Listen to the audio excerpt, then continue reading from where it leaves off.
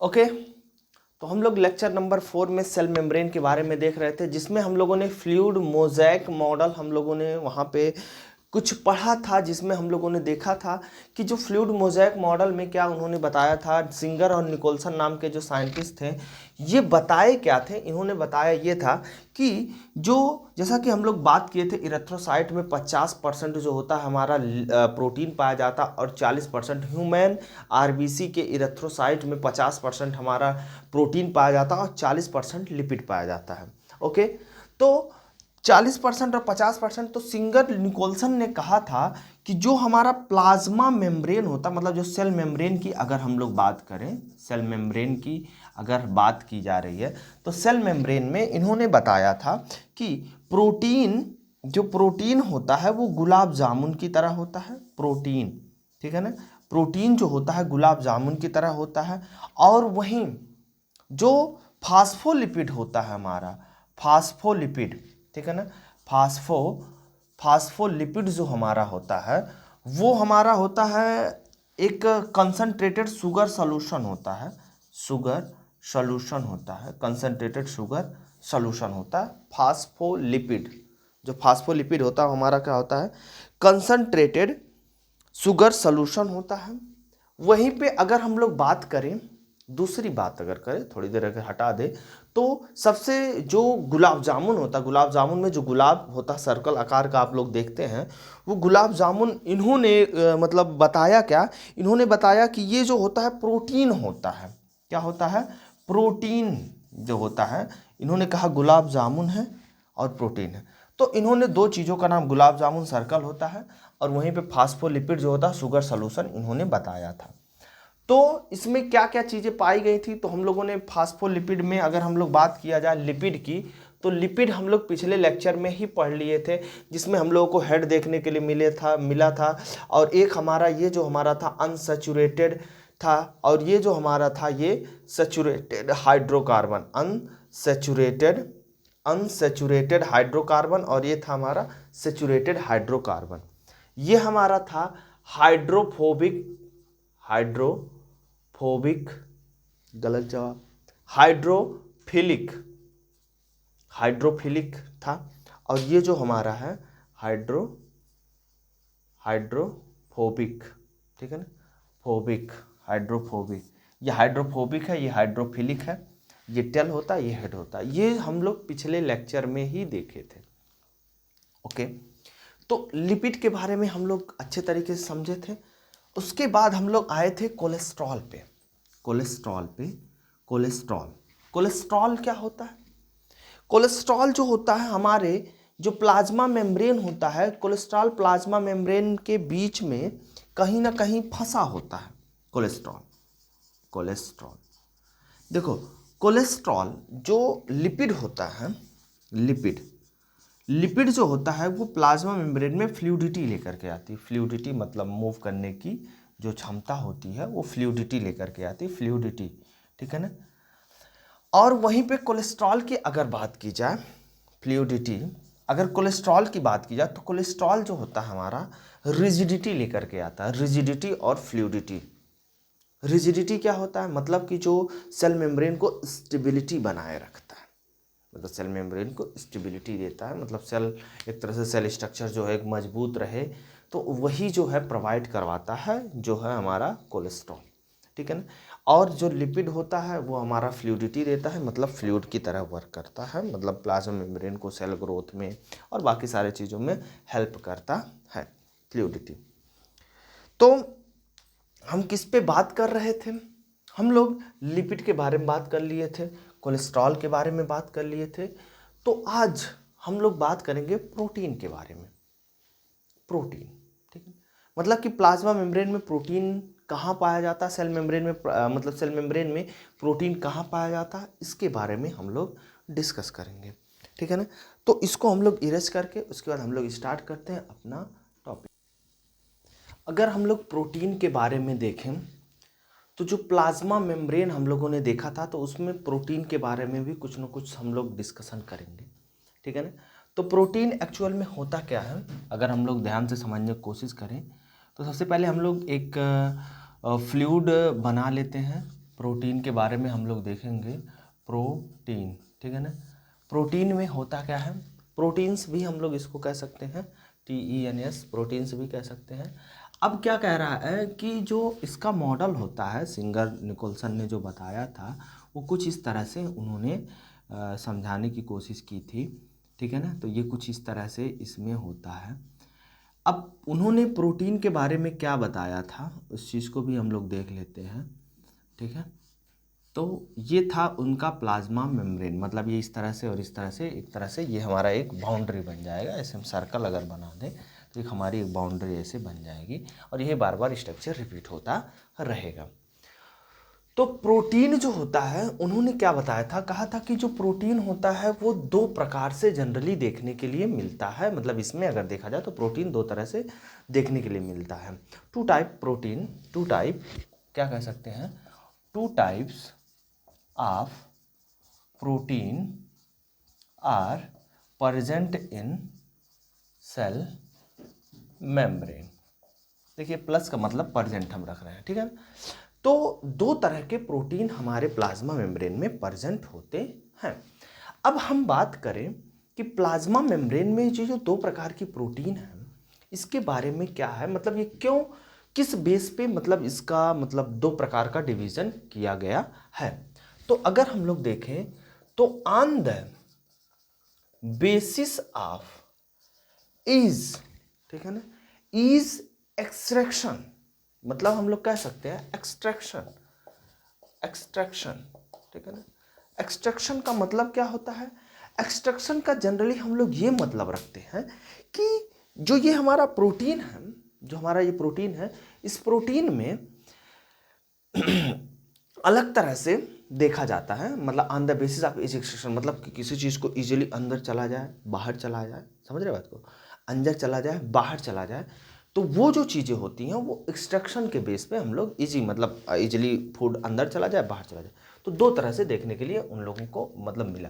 देखो जैसे कि एक बाहर प्रोटीन पाया जाता है, ऐसे बाहर, ठीक है ना, प्लाज्मा मेम्ब्रेन के बाहर प्रोटीन पाया जाता है, ठीक है ना, इसके बाहर ऐसे ऊपर, ऊपर की तरफ हम लोग इसको बनाएंगे, अंदर की तरफ नहीं। तो बाहर की तरफ एक ऐसे प्रोटीन पाया जाता है, जो बाहर की तरफ पाया जाता है उसको हम लोग बोलते हैं एक्सट्रेंसिक, एक्सट्रेंसिक, एक्सट्रेंसिक, ठीक है ना, EXTRIN, RIN, ठीक है ना, SIC, एक्सट्रेंसिक, TRIN हो गया, TRINSIC, इंस्ट्रैक्सिन, एक्सट्रेंसिक और पेरीफेरल प्रोटीन, पेरीफेरल प्रोटीन, समझ रहे हैं बात को, ठीक है ना। तो पेरीफेरल जो प्रोटीन हमारा है, पेरीफेरल प्रोटीन, ये कह रहा है पेरीफेरल पे पाया जा रहा है, एक्सट्रेंसिक प्रोटीन भी या पेरीफेरल, मतलब कि जो प्लाज्मा मेम्ब्रेन के थोड़ा सा अगर देखा जाए तो बाहर मतलब सरफेस पे पाया जाता है। पेरीफेरल मतलब हम लोग किसी भी एक सर्कल का जो साइड वाला हिस्सा होता है उसे हम लोग क्या कहते हैं, पेरीफेरल कहते हैं। वहीं पे दूसरा जो प्रोटीन है वो अंदर पाया जाता है, मतलब एक्सट्रेंसिक, मतलब इंट्रेंसिक हम लोग बोलते हैं इसको। जैसे कि फॉर एग्जांपल अगर हम लोग थोड़ा सा इसमें जगह रखें तो इसको यहाँ पे रहने देते हैं, थोड़ा सा अगर हम लोग जगह रखते हैं तो इस तरह से इसमें जगह देखने के लिए मिल सकता है, या फिर हम लोग ऐसे भी इसको बना सकते हैं, ठीक है ना, ऐसे, ठीक है ना। और कुछ जो होते हैं ऐसे भी मतलब यहाँ पे देखने के लिए मिल सकते हैं आधा, ठीक है।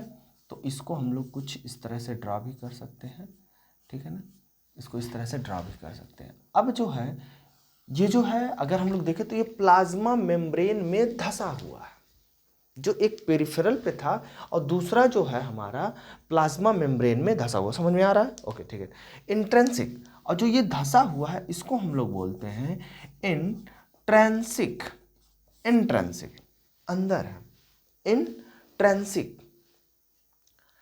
इंट्रेंसिक, या फिर हम इसको बोलते हैं इंटीग्रल प्रोटीन, इंटीग्रल, ठीक है ना, प्रोटीन, मतलब कि ऐसा प्रोटीन, इंटीग्रल प्रोटीन मतलब अगर देखा जाए ऐसा प्रोटीन जो हमारे प्लाज्मा मेम्ब्रेन में क्या किया गया है, धंसा हुआ है, ठीक है ना, समझ गए बात को, ओके ठीक है। तो इंटीग्रल जो प्रोटीन हमारा है ये एक्सट्रेंसिक प्रोटीन हो गया और एक क्या हो गया इंटीग्रल प्रोटीन। इंटीग्रल प्रोटीन में क्या हुआ है, प्रोटीन क्या हुआ है, एक तरह से देखा जाए तो धसा हुआ है, ठीक है ना।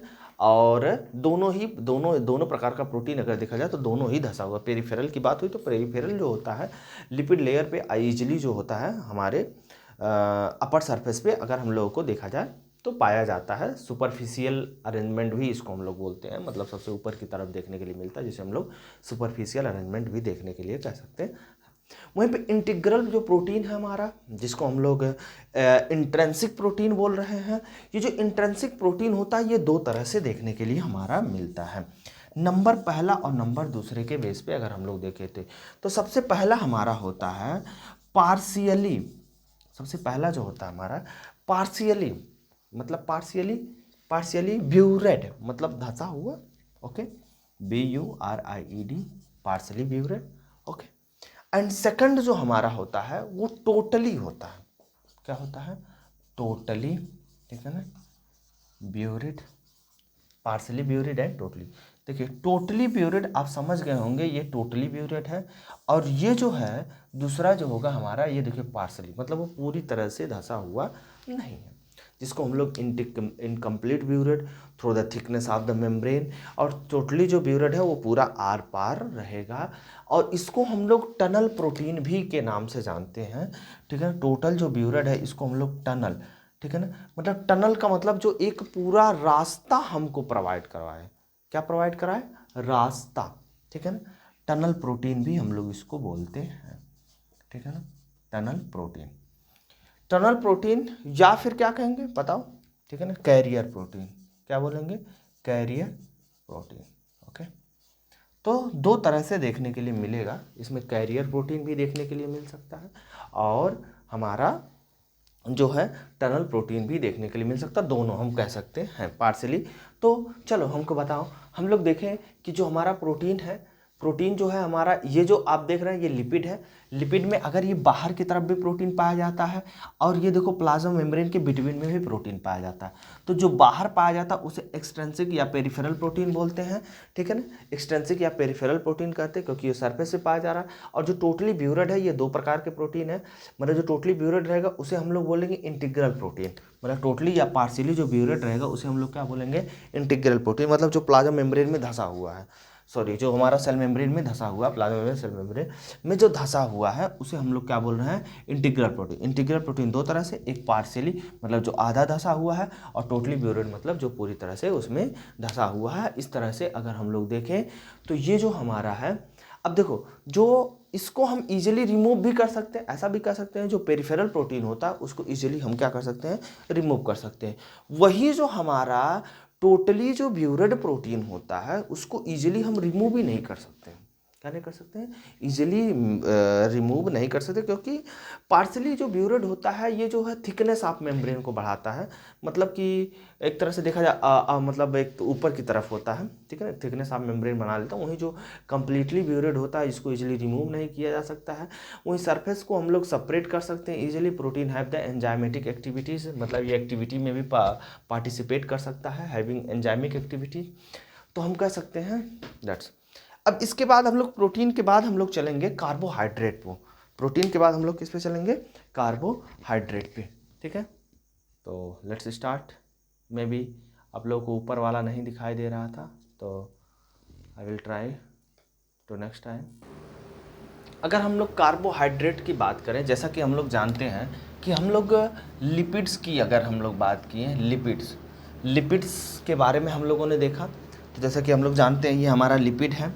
और हम लोगों ने प्रोटीन के बारे में भी देखा, तो हम लोग बोले प्रोटीन हमारा दो प्रकार से होता है, एक एक्सट्रिंसिक और एक इंट्रिंसिक प्रोटीन। तो ये जो प्रोटीन ये टोटली ब्यूरेड है और ये पार्शियली मतलब पेरिफेरल है, ठीक है ना। अब ये पेरिफेरल है, लेकिन अब देखो अब कह रहा है कार्बोहाइड्रेट को हम लोग ऑलिगोसैकेराइड्स भी बोलते हैं, और कार्बोहाइड्रेट एक ऑलिगोसैकेराइड्स है, तो ऑलिगोसैकेराइड मतलब शुगर होता है, ठीक है ना।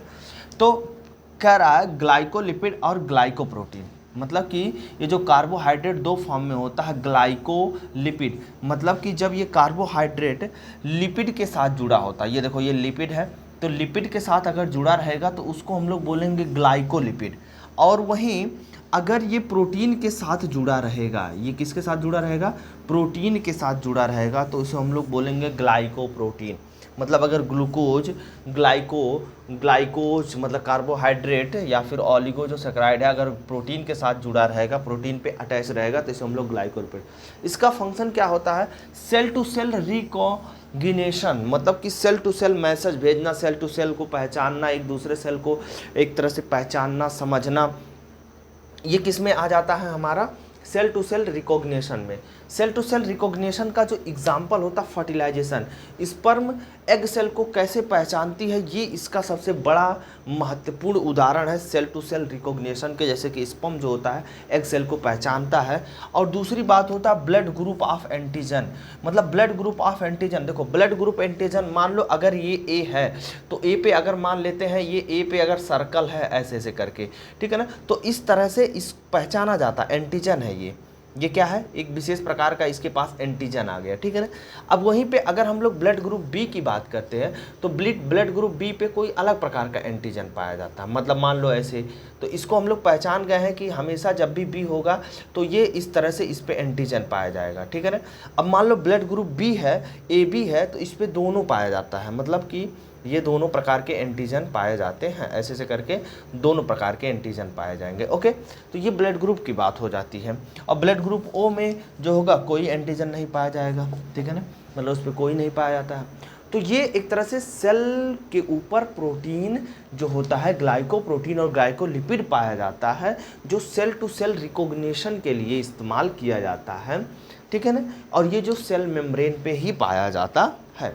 अगर हम लोग अब अगला बात करें तो इसके बाद हमारा ट्रांसपोर्टेशन की बात आ जाता है। किसका बात करेंगे हम लोग, ट्रांसपोर्टेशन, मतलब हम लोग सेल में कैसे किसी सब्सटेंस का अंदर जाता है और कैसे कोई सब्सटेंस बाहर आता है, इसके बारे में हम लोग बात करेंगे, ठीक है ना। तो इसको हम इरेज कर देते हैं और इसके बाद हम लोग नेक्स्ट टॉपिक लिखते हैं। अगर आप इस फिगर को ध्यान से देख रहे होंगे तो as you see on the figure, यहाँ पे कुछ टर्मोलॉजी दी गई है। इसमें सबसे पहली बात होती है पहला और दूसरा। देखिए दो प्रकार का, जैसे कि होने के लिए हमारे पास जो है दो तरह से चीज़ें हैं ट्रांसपोर्टेशन के लिए।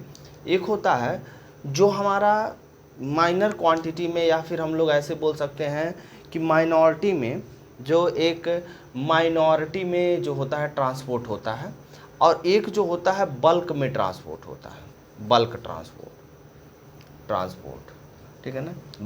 बल्क मतलब एक हम बहुत अधिक मात्रा में अगर बात करें, और माइनॉरिटी की अगर बात करें, ठीक है ना, माइनॉरिटी का मतलब ये हो गया कि ऐसा ट्रांसपोर्ट जिसमें हम लोग माइनॉरिटी में ट्रांसपोर्ट कर रहे हैं। ऐसा नहीं है कि एकदम इकट्ठा बहुत सारा उठा करके हम ट्रांसपोर्टेशन कर रहे हैं, ऐसा कुछ नहीं है। हम माइनॉरिटी में कहने का मेरा मतलब ये है कि इसमें हम जो है चीज़ों को ट्रांसपोर्ट करने की कोशिश कर रहे हैं, और वो भी जो है मतलब एक थोड़े अमाउंट में, बहुत ज़्यादा अमाउंट में नहीं, बस जितनी ज़रूरत है उतनी। बल्क में क्या होता है, एक भारी अमाउंट में ट्रांसपोर्ट होता है। ओके, अब क्या कह रहा है कि जो माइनॉरिटी ट्रांसपोर्टेशन होता है, एक्चुअल में इसमें दो प्रकार के ट्रांसपोर्टेशन देखने के लिए मिलते हैं। एक होता है पैसिव ट्रांसपोर्ट, और एक होता है एक्टिव ट्रांसपोर्ट। ध्यान से समझिएगा, एक होता है पैसिव ट्रांसपोर्ट और एक होता है एक्टिव ट्रांसपोर्ट। पैसिव ट्रांसपोर्ट आपके सामने लिखा हुआ। पैसिव ट्रांसपोर्ट हमको दो तरीके से देखने के लिए मिलता है, और एक होता है हमारा सिंपल डिफ्यूज़न, एक हमारा होता है सिंपल डिफ्यूज़न, और एक होता है हमारा फैसिलेटेड डिफ्यूज़न। ओके, अब जो हमारा है सिंपल जो डिफ्यूज़न है हमारा, सिंपल डिफ्यूज़न भी हमारा जो अगर देखा जाए तो एक ही तरीके से देखने के लिए मिलता है। और वहीं अगर फैसिलेटेड डिफ्यूज़न की अगर बात की जाए तो हमारा दो तरीके से देखा जाता है। एक हमारा मिलता है कैरियर मेडिएटेड, और दूसरा हमारा होता है टनल मेडिएटेड। तो ये जो हमारा देखिए एक्टिव ट्रांसपोर्ट में हम लोगों को जनरली एक ही तरीके से देखने के लिए मिलता है। एक्टिव ट्रांसपोर्ट मतलब एक्टिव ट्रांसपोर्ट। अब समझते हैं बात को। ये जो हमारा पूरा स्ट्रक्चर बना हुआ है एक्चुअल में ये हमारा है सेल मेम्ब्रेन का स्ट्रक्चर है। अब इस सेल मेम्ब्रेन में आप अलग अलग जगह पे ये हमारा प्रोटीन है, ये हमारा प्रोटीन है, ये हमारा तीनों एक तरह से हम लोग प्रोटीन बनाए हुए हैं, ठीक है ना। अब ये प्रोटीन का ध्यान से देखिएगा कि जो पैसिव ट्रांसपोर्ट होता है इसमें एनर्जी की कोई भी ज़रूरत नहीं होती है, एनर्जी की ज़रूरत नहीं होती है, बट एक्टिव ट्रांसपोर्ट में एनर्जी की ज़रूरत होती है। यही सबसे बड़ा डिफरेंस है, यही सबसे बड़ा डिफरेंस है एक्टिव और पैसिव में। मतलब ऐसा ट्रांसपोर्ट जो अपने आप हो जाए बिना एनर्जी के, और एक्टिव ट्रांसपोर्ट में जिसमें एनर्जी की ज़रूरत होती है, जिसमें यूटिलाइज होती है एटीपी। किसकी इस्तेमाल होती है? एटीपी। एनर्जी हमारे बॉडी में क्या होता है? एटीपी के फॉर्म में होता है, एटीपी का यूटिलाइज होता है। तो कह रहा है, देखिए ध्यान समझिएगा, सिंपल जो डिफ्यूजन है इसमें वाटर जो है ऑस्मोसिस के थ्रू आता है, ओके। नेक्स्ट, पोलर मॉलिक्यूल, ऐसे मॉलिक्यूल जिसको हम फैसिलिटी देती ही नहीं है सेल मेम्ब्रेन जाने के लिए, तो ऐसे मॉलिक्यूल्स को हम लोग क्या करते हैं, पोलर मॉलिक्यूल्स को जो है एक कैरियर मीडिएट दे देते हैं, मतलब एक प्रकार का कैरियर मीडिएट प्रोटीन दे देते हैं जिसमें पोलर मॉलिक्यूल फिट होता और इस तरफ चला आता है। वहीं पे कैरियर टनल के द्वारा मोस्ट ऑफ द आयन जो होते हैं वो हमारे ट्रांसपोर्ट हो जाते हैं कैरियर टनल के द्वारा। किसके द्वारा? कैरियर टनल के द्वारा। वहीं जो बचे कुछ आयन जो होते हैं, सोडियम पोटेशियम, जो फ्यू होते, बहुत कम ऐसे होते हैं जो नहीं आ पाते हैं, उसके लिए हम एक विशेष प्रकार का एक्टिव ट्रांसपोर्ट के लिए हम लोग पंप प्रोटीन लगाए होते, कैरियर पंप प्रोटीन भी बोला जाता है, जो कि क्या करता है, सिर्फ इन्हीं लोगों को, अगर आप एक्सरेशन में पढ़ेंगे तो वहाँ पे आप लोग देखेंगे कि जो होता है कि सोडियम पोटेशियम पंप चला रहता है, सोडियम पोटेशियम को मतलब बैलेंस करने के लिए, ठीक है ना, एक तरफ से पोटेशियम एक तरफ से सोडियम, मतलब ऐसे रिवर्स में ऐसे चलता रहता है, ठीक है ना। तो एक कई जगह पे हम लोग सोडियम पोटेशियम पंप को देखने के लिए मिलेगा, ठीक है ना, जब हम लोग आगे देखेंगे। तो अभी सबसे पहले हम लोग ये ध्यान में देते हैं, पैसिव ट्रांसपोर्ट दो तरह से होता है, सिंपल डिफ्यूजन और फैसिलेटेड डिफ्यूजन। सिंपल डिफ्यूजन में वाटर ट्रांसपोर्ट हो जाता है, फैसिलेटेड डिफ्यूजन दो प्रकार से होता है, कैरियर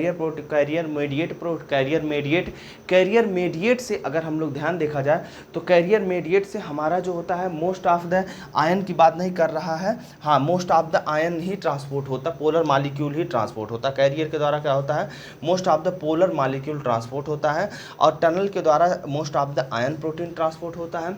और अगर एक्टिव ट्रांसपोर्ट की बात की जाए, इसमें से फीवर आयन जो होता है, सोडियम वोडियम की बात होती है, वो जो होता है हमारा ट्रांसपोर्ट हो जाता है, किससे हो जाता है? एक्टिव ट्रांसपोर्ट से।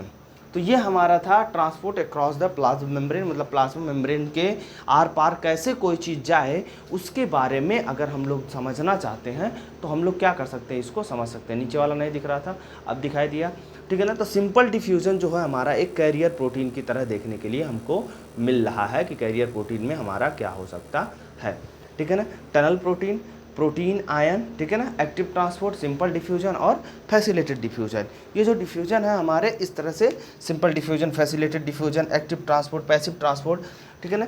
तो अगर आप लोग यहाँ से याद करेंगे तो आपको मोस्ट ऑफ द लर्न हो जाएगा। पैसिव ट्रांसपोर्ट में जो है हमारा पोलर मॉलिक्यूल ट्रांसपोर्ट होता है और कुछ मतलब मैक्सिमम आयन होते हैं, फीवर आयन जो हमारे एक्टिव ट्रांसपोर्ट हो जाते हैं। और यहाँ पे जो होता है सिंपल डिफ्यूजन के द्वारा अगर देखा जाए तो वाटर मॉलिक्यूल ट्रांसपोर्ट होते हैं। सिंपल डिफ्यूजन के द्वारा ट्रांसपोर्ट होने वाले प्रोसेस को हम लोग ऑस्मोसिस भी को कहते हैं, ठीक है ना। इसके बाद हम लोग देखेंगे बल्क ट्रांसपोर्ट, मतलब बल्क में जब ट्रांसपोर्ट होता है तो क्या होता है। देखिए अगर हम लोग बल्क ट्रांसपोर्ट की बात करें, ट्रांसपोर्ट, ठीक है ना, तो बल्क ट्रांसपोर्ट में अगर हम लोग जनरली देखें तो दो प्रकार से बल्क ट्रांसपोर्ट में देखने के लिए मिलता है, दो टाइप्स। एक होता है इंडोसाइटोसिस और एक होता है एक्सोसाइटोसिस, या फिर इसी को ईमोसाइटोसिस बोलते हैं, या फिर इसी को सेल ओम्टिंग भी बोलते हैं, उल्टी करना, सेल ओम्टिंग, ओके। तो okay understand, ejection of the waste material from the cell through the plasma membrane। देखिए see this is the cell, ठीक है ना।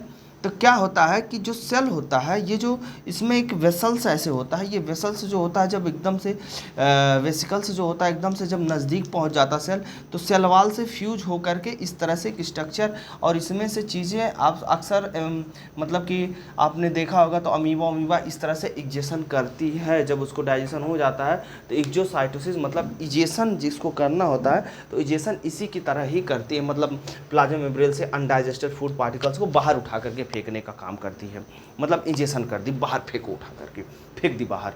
तो ऐसे प्रोसेस को हम लोग एक्सोसाइटोसिस, ईमोसाइटोसिस या फिर सेल ओम्टिंग भी कहते हैं, मतलब वेस्ट मटेरियल को बाहर निकाला। देखो लिखा injection of the waste material from the cell through the plasma membrane. Plasma membrane से हम लोग क्या करेंगे, इसको बाहर निकाल देंगे, ठीक है ना। अब हमारी अगर बात आती है दूसरी, अगर हम लोग बात करें, ठीक है ना, दूसरी क्या बात है हमारी कि बल्क ट्रांसपोर्ट में इंडोसाइटोसिस क्या होता है। इंडोसाइटोसिस में एक होता है पिनोसाइटोसिस, मतलब कि जब सेल, ठीक है ना, किसी लिक्विड मटेरियल को अपने अंदर लेगी, फॉर एग्जांपल ये, अब ये जब फिर ऐसे थोड़ा सा और इसका स्ट्रक्चर कंस्ट्रक्ट होगा, तो ये क्या होगा, ये कुछ इस तरह से बन जाएगा ऐसे, फिर एकदम से अगर हम इंटर करने की बात करें तो ये एक वेसल्स बन जाएगा। अब ये जो वेसिकल्स बना हुआ है इसको हम लोग बोलते हैं पिनोसोम। क्या बोलते हैं, pinosome.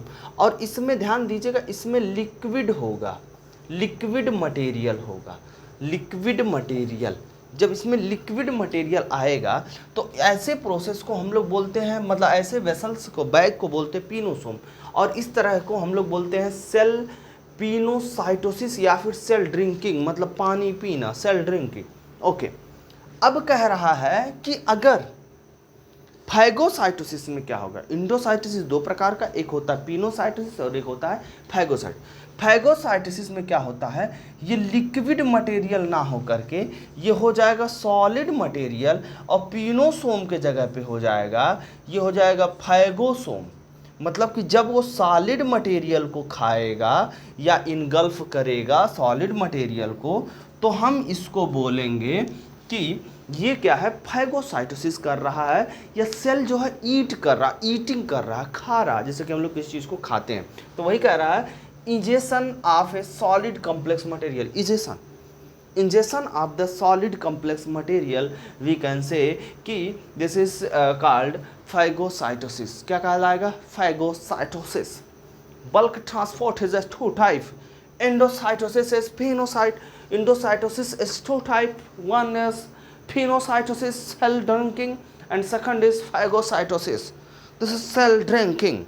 Okay, understand? Then we are going to the next topic.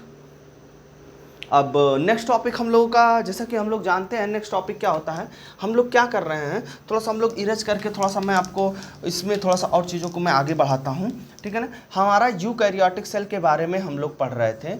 Eukaryotic cell, अगर आप लोग को ध्यान होगा तो यूकैरियोटिक सेल में हम लोग सेल मेम्ब्रेन के बारे में देखे थे। किसके बारे में देखे थे, सेल मेम्ब्रेन के बारे में। और फिर हम लोग किसके बारे में देखे थे, सेल वॉल। मतलब अभी तक ले जो हम लोग का चल रहा था वो सेल मेम्ब्रेन के बारे में चल रहा था।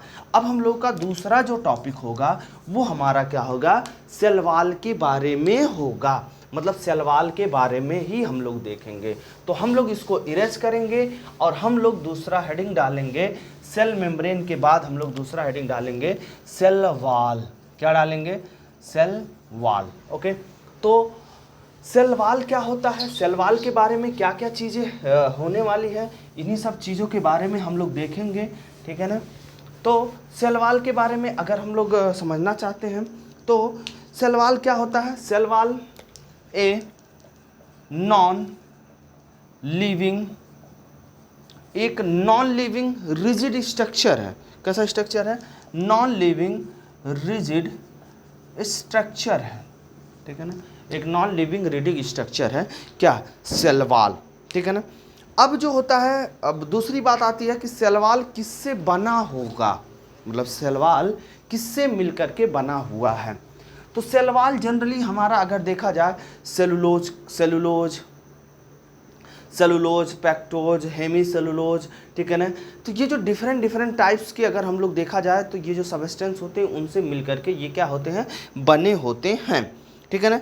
तो हम लोग बात करेंगे कि जैसे कि किस प्रकार की सेल वॉल होती है। Outer covering of the plasma membrane, ठीक है ना। मतलब सेल वॉल जो होता है इट फॉर्म, ठीक है ना, outer covering of cell wall, ठीक है ना। It form outer covering of cell membrane, मतलब कि इट फॉर्म आउटर कवरिंग, मतलब सेल वॉल जो होता है ये फॉर्म करता है आउटर कवरिंग को, किसकी? आउटर कवरिंग, मतलब कि ये आउटर कवरिंग को फॉर्म करता है कौन? सेल वॉल फॉर्म करता है। और अगर हम लोग सेल वॉल के बारे में देखें, ठीक है ना, तो ये किस किस में पाया जा सकता है सेल वॉल? ये पाया जाता है बैक्टीरिया में, ठीक है ना, सेल वॉल, प्रोटिस्टा में, प्रोटिस्टा अगर आप लोगों ने देखा होगा तो प्रोटिस्टा में भी पाया जाता है, जिसको हम लोग प्रोटिस्टियन भी बोलते हैं, प्रोटिस्टन भी बोलते हैं, प्रोटिस्टन मतलब प्रोटिस्टा में जो ऑर्गेनिज्म पाए जाते हैं उसको हम लोग क्या बोलते हैं? प्रोटिस्टन, ठीक है ना। अब किस में पाए जाते हैं?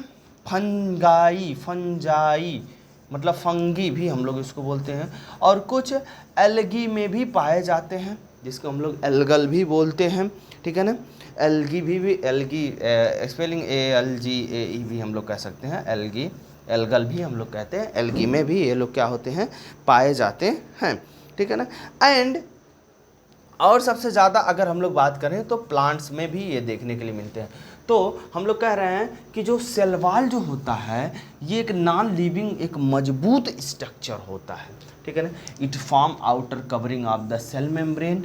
अगर ये देखा जाए तो ये सेल मेम्ब्रेन का आउटर कवरिंग का फॉर्मेशन करता है, या फिर हम लोग इसको जो है covering of the cell membrane भी कहते हैं, और हम लोग इसको प्लाज्मा मेम्ब्रेन भी कहते हैं, प्लाज्मा मेम्ब्रेन, ठीक है ना, प्लाज्मा मेम्ब्रेन, ठीक है ना। It form the outer covering of plasma membrane, ठीक है। Bacteria, protistan, fungi, algae, plantae, okay. तो हम ऐसा कह सकते हैं कि ये जो हमारे डिफरेंट टाइप्स के हैं, ये जो है इन ऑर्गेनिज्म में सेल वॉल पाया जाता है। अब मेरे दिमाग में दूसरी बात आती है कि जो है ये जनरली किसके बने होते हैं? तो देखो, बैक्टीरिया में अगर ब्रेन होते हैं तो सेलुलोज होता है, हेमीसेलुलोज, पैक्टिन, ठीक है ना। और वही फंजाई होता है तो फंजाई का जो सेल वॉल होता है काइटिन का बना होता है। प्रोटिस्टियन में भी अलग अलग तरह से देखने के लिए मिल जाएंगे, क्योंकि उसमें एल्गी भी होता है, फंजाई भी होता है, ठीक है ना। एनिमल से भी कुछ आए हुए हैं तो उनमें protista outer covering plasma membrane की अगर आउटर कवरिंग की बात की जाए तो उसमें नहीं देखने के लिए मिलेगा। और प्लांट में जनरली सभी लोग किसके बने होते हैं? सेलुलोज के। तो इसके बारे में हम लोग देखेंगे कि इसमें क्या क्या चीज़ें हैं, ओके। देखो, सेल वॉल में अगर हम लोगों ने देखा जाए बैक्टीरिया और बाकी सारी चीज़ों की बात की है तो इसमें एल्गी के पास अगर हम लोग देखा जाए तो algae cell wall made of, मतलब एल्गी का जो सेल वॉल होता है वो किससे बना होता है? वो सेलुलोज, गैलेक्टिन, मैननिन एंड आल्सो कुछ मिनरल भी पाए जाते हैं इसमें, जैसे कि कैल्शियम कार्बोनेट। कह रहा अदर प्लांट की बात कर रहा है, जो और भी प्लांट्स जो होते हैं उसमें सेलुलोज, हेमीसेलुलोज, पैक्टिन, प्रोटीन ये सब भी पाए जाते हैं। लेकिन एक मतलब स्टार पॉइंट ये है हमारे पास कि cellulose is the main constituent, मतलब सेलुलोज एक मेन पार्ट है of the plant cell. Plant cell का जो सेलुलोज है वो मेन पार्ट है, मतलब मोस्ट ऑफ द अगर देखा जाए तो प्लांट ही पाया जाता है, ठीक है ना। वहीं hemicellulose, cutin, pectin, lignin, suberin are the also present in the cell wall. Cell wall में ये सब चीज़ें भी पाई जाती हैं, लेकिन अगर सबसे ज़्यादा की अगर हम लोग बात करेंगे तो वो हमको सेलुलोज देखने के लिए मिलता है। इसीलिए हम लोगों ने क्या किया था, फंजाई को अलग किया था। अगर आप लोगों को याद होगा तो फंजाई को अलग इसी के कारण किया गया था। और जो हमारा प्लांट है, प्लांट में स्पेशली सेलुलोज पाया जाता है, फंजाई हमारी काइटिन की बनी होती है, जिसके कारण हम लोगों ने फंजाई को जो है प्लांटिया से निकाल दिया था, ओके, अंडरस्टैंड। अब हम लोग देखेंगे सेल वॉल कितने प्रकार से हम लोगों को देखने के लिए मिल सकता है। जैसा कि हम लोग जानते हैं सेल वॉल दो तरीके से देखने के लिए मिलता है, एक प्राइमरी सेल वॉल होता है, सेकेंडरी सेल वॉल होता है। मिडिल लैमेला के बारे में हम लोग देखेंगे, primary cell wall, secondary cell wall और मिडिल लैमेला के बाद हमारा ये टॉपिक सेल वॉल का खत्म हो जाएगा। उसके बाद हम लोग इंडो मेम्ब्रेन सिस्टम के बारे में देखेंगे, ER, गोल्गी बॉडीज, इन सब चीज़ों के बारे में देखेंगे, ठीक है ना। तो मैं भी कल जो हो सकता हो कि मैं एक और इंडो मेम्ब्रेन सिस्टम पूरा उसी लेक्चर में ही कवर करूं, माइटोकॉन्ड्रिया को अलग से रखूं, ठीक है। तो अब अगर हम लोग बात करें, ठीक है ना, कि primary cell wall, secondary cell wall जो होता है, ये सारी चीज़ें क्या होती है। तो सबसे पहले हमको इसको इरेज करना पड़ेगा और इरेज करने में समय लगता है, तो दैट्स वाई, ठीक है ना। आप इसको इरेज करिए, ठीक है। जैसे ही आप लोग इसको लिखेंगे, जब जैसे आप लोग लिखेंगे तब तक अगर हम लोग सेल वॉल के कुछ जो हम लोग सेल वॉल के अंदर कुछ चीज़ों को अगर हम लोग ध्यान देंगे, क्या ध्यान देंगे, प्राइमरी सेल वॉल क्या होगा, सेकेंडरी सेल वॉल क्या होगा, मिडिल लैमेला क्या होगा, प्लाज्मोडेस्माटा क्या होगा, function of the cell wall क्या होगा। देखो, मिडिल लैमेला जो सेल के बीच में होता है, प्लाज्मोडेस्माटा जो सेल के बीच में कनेक्शन प्रोवाइड करता है। इन दोनों चीज़ों के बारे में हम लोग देखेंगे।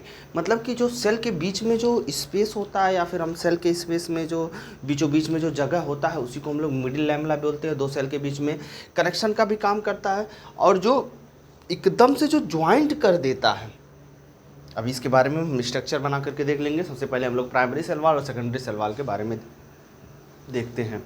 तो प्राइमरी सेल वॉल जो होता है, the wall of young plant cell, मतलब कि जो अभी छोटा है, यंग है, यंग जो प्लांट का सेल है, थिन होता है, पतला, इलास्टिसिटी, कैपेबल ऑफ ग्रोथ, ठीक है ना। ये सारी चीज़ें उसमें देखने के लिए मिलता है। वहीं कंपोज्ड किससे होता है, सेलुलोज, हेमी सेलुलोज, पैक्टीन, ठीक है ना। ये सारी चीज़ें देखने को मिलती है। Uh gradually diminished as cell mature, जैसे जैसे बड़ा होगा सेल, और जैसे जैसे ये बड़ा होगा, ये धीरे धीरे सेल जो होगा प्राइमरी सेल वॉल खत्म होते लगता है। Secondary cell wall form of the inner side of the cell, मतलब ये सेल के इनर साइड की तरफ बनता है प्राइमरी सेल वॉल, इनर अंदर की तरफ। थिक, और जैसे कि ये थिन और इलास्टिक था, ये रिजिड और थिक है, मोटा। Composed of cellulose, hemicellulose, pectin, इतना तो सही है। इसके साथ साथ इसमें क्यूटीन, लिग्निन, सेवेरिन, ये सब मटेरियल पाए जाने के कारण ये हार्ड हो जाता है, ठीक है ना। क्यूटीन, लिग्निन और सेवेरिन, ये सब पाए जाने का absent of the meristematic cell, मतलब इसमें जो होते हैं अब्सेंट ऑफ मेरिस्टम सेल। जो मेरिस्टम सेल होते हैं, मतलब ऐसे सेल, मेरिस्टम सेल उनको कहते हैं जो कैपेबल होते हैं ग्रोथ करने के लिए, उन्हें हम लोग क्या बोलते हैं, मेरिस्टम सेल बोलते हैं। कौन सेल बोलते हैं, मेरिस्टम सेल, ठीक है ना। ये सेल जो होता है ग्रोथ करने में क्या होता है, कैपेबल होता है, और ये ग्रोथ करता है जनरली। तो अगर इसके बाद हम लोग देखेंगे मिडिल लैमेला, प्लाज्मोडेस्माटा और फंक्शन ऑफ द सेल। और इसी के साथ हम लोग इस चैप्टर को इस टॉपिक को हम लोग टाटा बाय बाय करेंगे। उसके बाद हम लोग नेक्स्ट टॉपिक जो होगा इंडो मेम्ब्रेन सिस्टम, उस पर हम लोग बात करेंगे, ठीक है ना।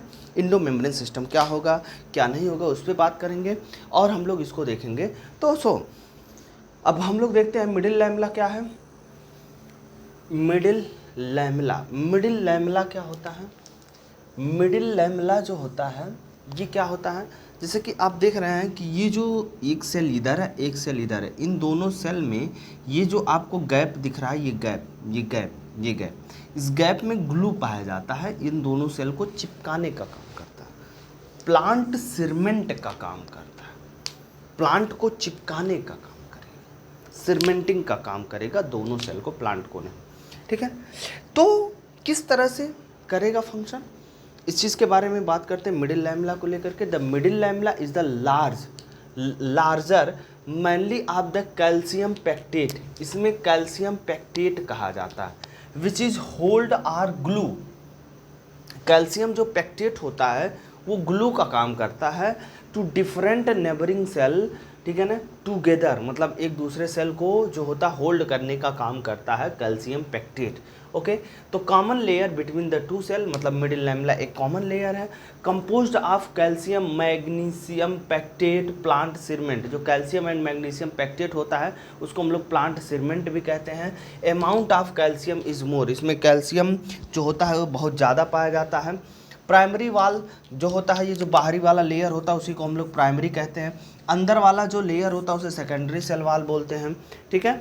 अब जो होता है, ये जो पूरा जो स्ट्रक्चर आपको दिख रहा है, ये जो ज्वाइंट है दोनों सेल के बीच में, इसे प्लाज्मोडेस्मा भी बोलते हैं, जिसे साइटोप्लाज्मिक कनेक्शन बढ़ जाता है। क्या बढ़ जाता है, साइटोप्लाज्मिक कनेक्शन भी हम लोग बोलते हैं। मतलब इसमें का जो साइटोप्लाज्म होगा, लिक्विड होगा, वो इसमें जाएगा, इसमें का लिक्विड इसमें जाएगा ज़रूरत पड़ने पर। और ये जो बीच वाला जो ट्यूब बना हुआ है, इसको हम लोग बोलते हैं डेमोटिब्यूल बोलते हैं। क्या बोलते हैं, डेमोटिब्यूल बोलते हैं। हम थोड़ी बहुत प्लाज्मोडेस्मेटा के बारे में थोड़ा सा देखेंगे और हम लोग फंक्शन को देखेंगे। और प्लाज्मोडेस्मेटा और फंक्शन को देखने के बाद हम लोग इस टॉपिक को यहीं पे करेंगे। बाय बाय, ठीक है ना। फिगर आप देख लीजिए प्लाज्मोडेस्मेटा का क्या हो सकता है, ठीक है ना। ये जो आपको सर्कल बना हुआ है ये प्लाज्मोडेस्मेटा है, ठीक है। और ये जो हमारा है मिडिल लैमेला है, ठीक है ना। और ये जो बीच में ट्यूब्यूल है इसे हम लोग डेमो बोलते हैं, डेमो ट्यूब्यूल्स भी बोले। ओके, तो प्लाज्मोडेस्मेटा का जो नेम था, ठीक है ना, NAME नेम जो है ये स्टारबर्गर ने 1901 में दिया था प्लाज्मोडेस्मेटा। प्लाज्मोडेस्मेटा में क्या होता है, cytoplasmic connection between adjacent plant cell, जैसा कि हम लोगों ने फिगर में देखा था, ठीक है ना। ER tubule desmotubule help the maintenance of the continuity of the cytoplasm, मतलब दोनों के जो साइटोप्लाज्म थे इन दोनों के बीच में कंटिन्यूटी बनाए रखने में क्या करता है, प्लाज्मोडेस्मेटा हेल्प करता है कनेक्शन की। Function of the cell wall, cell wall gives shape to the cell, cell का शेप देता है। दूसरा, it protects the cell from the mechanical damage and infection, मतलब ये मैकेनिकल डैमेज मतलब टूटने फूटने फटने या फिर इन सब चीज़ों से बचाता, साथ ही साथ बैक्टीरिया इन्फेक्शन से भी क्या कर लेता है, बचाता है। It also help cell to cell interaction, मतलब एक सेल से दूसरे सेल से, जैसे कि हम लोग जानते हैं कि जो वाटर होता है वो लीफ तक ले पहुंच जाता है, बिना सेल टू सेल कनेक्शन के कैसे कोई पहुंचेगा, तो सेल टू सेल कनेक्शन भी होता है, ठीक है ना। और फूड भी इधर उधर जाता है। It provide barrier to undesirable micro molecule, मतलब माइक्रो मतलब बड़ा होता है, माइक्रो मतलब छोटा होता है, माइक्रो मतलब बड़ा, माइक्रो मतलब छोटा। तो ऐसे मटेरियल्स को भी जो होता है अनडाइजेस्ट होने से क्या कर लेता है हमारा, मतलब ऐसे मॉलिक्यूल्स ना जाए जिससे जो है अनडाइजेस्टेबल प्रॉब्लम हो और अदर तरह से प्रॉब्लम हो सेल में। तो ये आज का हमारा लेक्चर था, ठीक है ना। अब इसमें हम लोगों ने बहुत सारी चीज़ों को कवर किया, plasmodesmata, cell wall, cell membrane, ठीक है ना। और इसमें हम लोगों ने प्लाज्मोडेस्मेटा से पहले हम लोगों ने देखा था कि हमारा मिडिल लैमेला, फिर सेकेंडरी सेल वॉल, ये जो हमारे थे ये सब टॉपिक्स हमारे थे जो कि हमारे एक तरह से देखा जा सकता है कि इन दोनों में कनेक्शन बनता है, ठीक है ना। इसके बाद हमारा जो नेक्स्ट टॉपिक होगा वो इंडो मेम्ब्रेन सिस्टम के बारे में होगा। किसके बारे में होगा, इंडो मेम्ब्रेन सिस्टम के बारे में होगा टॉपिक में, ठीक है ना। तो हम लोग इंडो मेम्ब्रेन सिस्टम में अगले टर्न पे मिलते हैं, ठीक है ना। हो सकता हो मे बी मैं इंडो मेम्ब्रेन सिस्टम कल ही लेकर के आऊँ। Okay, thank you class.